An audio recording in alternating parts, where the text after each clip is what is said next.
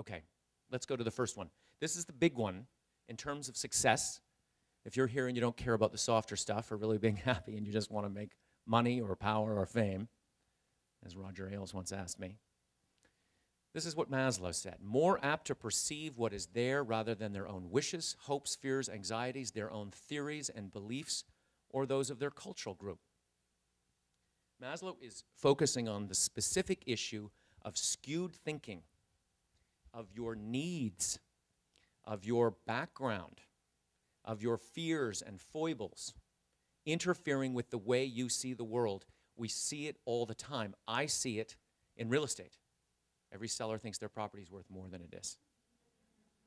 Every buyer thinks the world is coming to an end at the moment and real estate prices should be a lot less.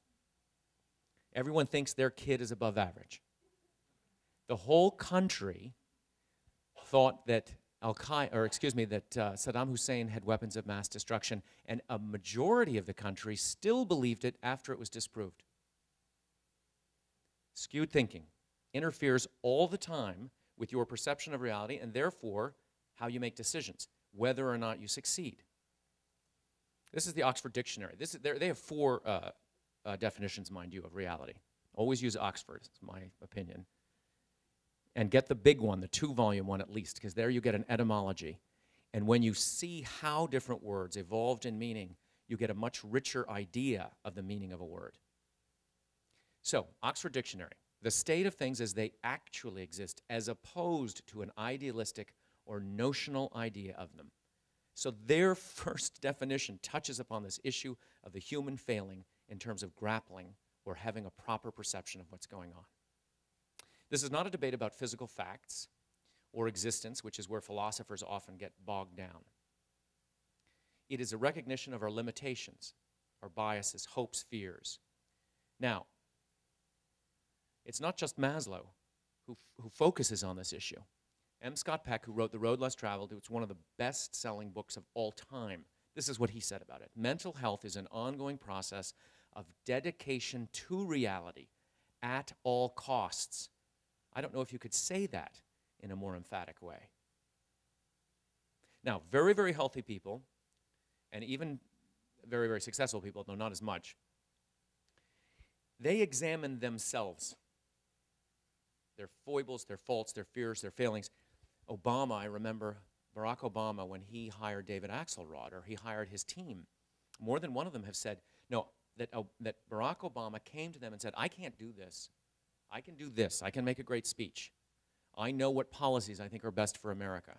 I can stand the heat and the rigors of a long campaign, but I can't organize websites and email campaigns and the organizational aspects of it. So even someone as talented and as capable as he is constantly gauging and cataloging their own capabilities.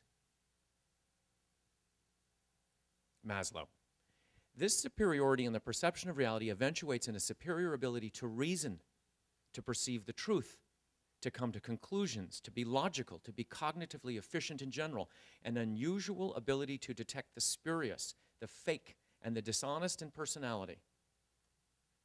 I have a friend. These are 3 friends.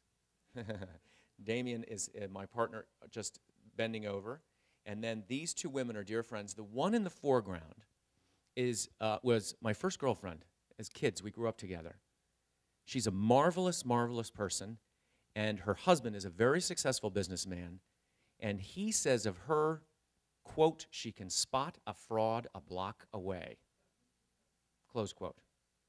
We were talking about another subject. We were talking about how he hires top-flight MBAs, quant jocks, and others for his financial firm.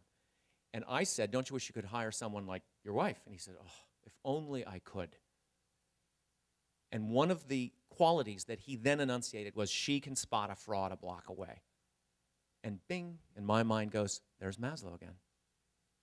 And this is a marvelous person who devotes herself to everyone else. She is outwardly focused. She is problem-focused. She is not self-focused.